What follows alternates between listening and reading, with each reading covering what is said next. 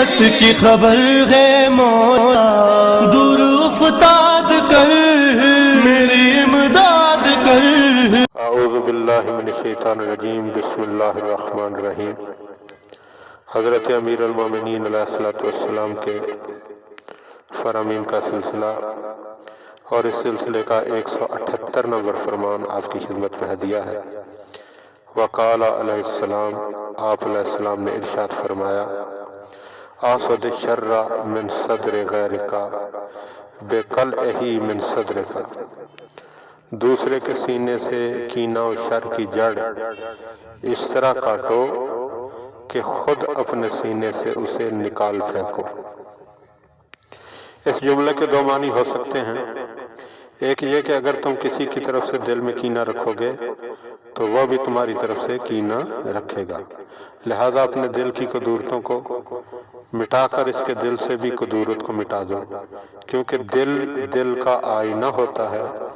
جب تمہارے آئینہ دل میں کدورت کا زنگ نہ رہے گا تو اس کے دل سے بھی کدورت جاتی رہے گی، اور اسی لیے انسان دوسرے کے دل کی صفائی کا اندازہ اپنے دل کی صفائی سے بآسانی کر لیتا ہے۔ چنانچہ ایک شخص نے اپنے ایک دوست سے پوچھا، تم مجھے کتنا چاہتے ہو؟ اس نے کہا، سل قلبکا، یعنی اپنے دل سے پوچھو، یعنی جتنا تم مجھے دوست رکھتے ہو اتنا ہی میں تمہیں دوست رکھتا ہوں۔ اور دوسرے معنی یہ ہیں کہ اگر یہ چاہتے ہو کہ دوسرے کو برائی سے روکو تو پہلے خود اس برائی سے باز آ جاؤ، اس طرح تمہاری نصیحت دوسرے پر اثر انداز ہو سکتی ہے، ورنہ بے اثر ہو کر رہ جائے گی۔